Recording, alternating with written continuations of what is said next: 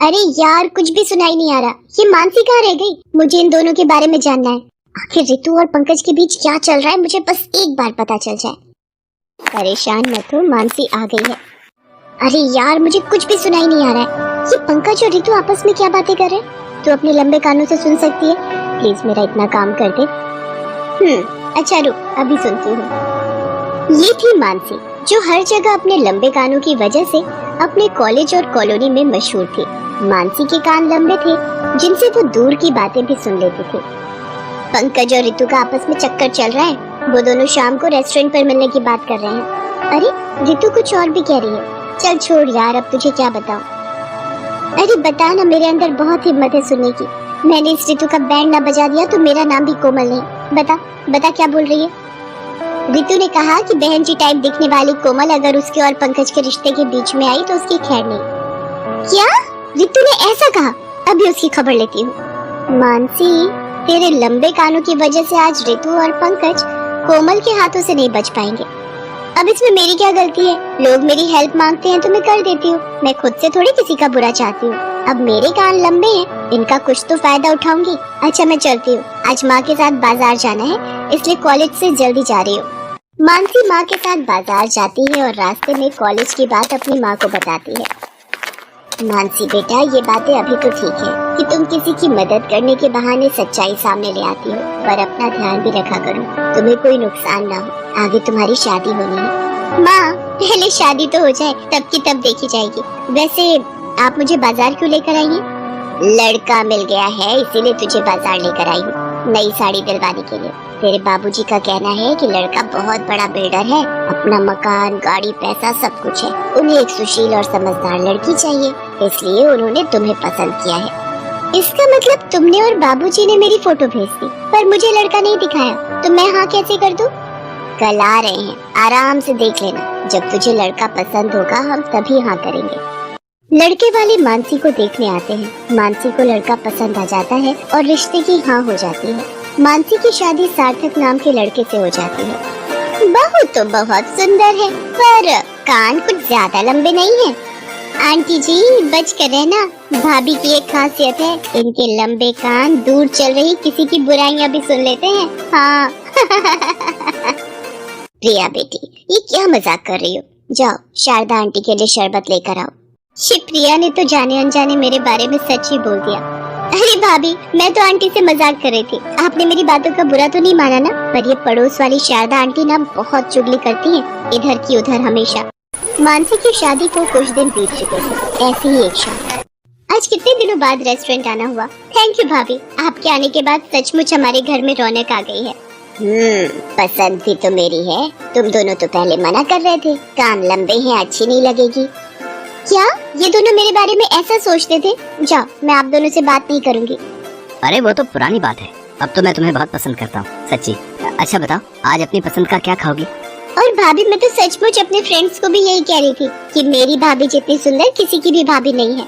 मैं तो इतना जानती हूँ, व्यक्ति अपने स्वभाव से अच्छा होता है, और मेरी बहू सूरत और सीरत दोनों में अव्वल है। भाभी, आप मशरूम टिक्का खाओगे या पनीर टिक्का? जो तुम्हें पसंद है वही मंगवा लो, मैं वही खा लूंगी। जब तक ऑर्डर आता है जरा मेरे साथ वॉशरूम चलो। मानसी प्रिया के साथ वॉशरूम चली जाती है। प्रिया वॉशरूम में थी और मानसी बाहर खड़ी थी तभी। कल वाले जो मशरूम बचे हुए हैं वही बना रहा है ना, क्योंकि हमें आज वाली ताजी सब्जियों का इस्तेमाल नहीं करना है। कितने सालों से इस रेस्टोरेंट में काम कर रहे हैं, आज तक किसी को कोई खबर हुई है क्या? नहीं ना? हे भगवान, ये कैसा रेस्टोरेंट है? ये लोग हमें बासी खाना खिलाकर हमारी आंखों में धूल झोंक रहे हैं। मानसी टेबल पर जाकर सारी बात सार्थक को बताती है। क्या? मैं भी मैनेजर से बात करता हूँ। सर, आपको कोई गलतफहमी हुई है, हमारे रेस्टोरेंट में तो रोजाना ही ताजी सब्जियां बनाई जाती हैं। अगर आप चाहें तो मैं आपको अपने रेस्टोरेंट की किचन दिखा सकता हूँ। यही दोनों लड़के बासी सब्जियों से खाना बना रहे थे। मैं ये सब क्या देख रहा हूँ? रेस्टोरेंट के लिए रोजाना इतनी महंगी ताजी सब्जियां आती हैं, वो कहाँ जाती हैं? और ये पुरानी सड़ी गली सब्जियों का इस्तेमाल क्यों कर रहे हो? सच बताते हो या मैं तुम दोनों को पुलिस के हवाले करूँ? हमसे गलती हो गई सर, हमें माफ कर दो सर। हम ताजी सब्जियां बाजार में बेच देते हैं और पुरानी गली सड़ी सब्जियों से खाना बनाकर ग्राहक को खिलाते हैं। मैं तुम दोनों को इस गुनाह के लिए अभी नौकरी से निकालता हूँ। तुम दोनों अभी के अभी मेरे रेस्टोरेंट से दफा हो जाओ। थैंक यू सर, आपने मेरे रेस्टोरेंट की इमेज खराब होने से बचा ली, नहीं तो इन दोनों लड़कों की वजह से मेरा रेस्टोरेंट बदनाम हो जाता। ये सब मेरी बहू मानसी के कारण हुआ है, धन्यवाद तो आप इसे कहिए। Ma'am thank you so much, आपने हमारी इतनी मदद की है, इसलिए आज की सारी स्पेशल डिश आप सबके लिए हमारी तरफ से मुफ्त है। पर कहीं वो डिश बासी सब्जियों से तो नहीं बनी ना? मैम अब से मैं खुद निगरानी रखूंगा और किचन में ऐसी गलती दोबारा नहीं हो पाएगी, आप इत्मीनान रखिए। वाह भाभी, आप तो ग्रेट हो। आज आपके कारण मुफ्त का मजेदार खाना खाने को मिला। इसका मतलब आपके लंबे कान होने का तो बड़ा फायदा है। वो तो है।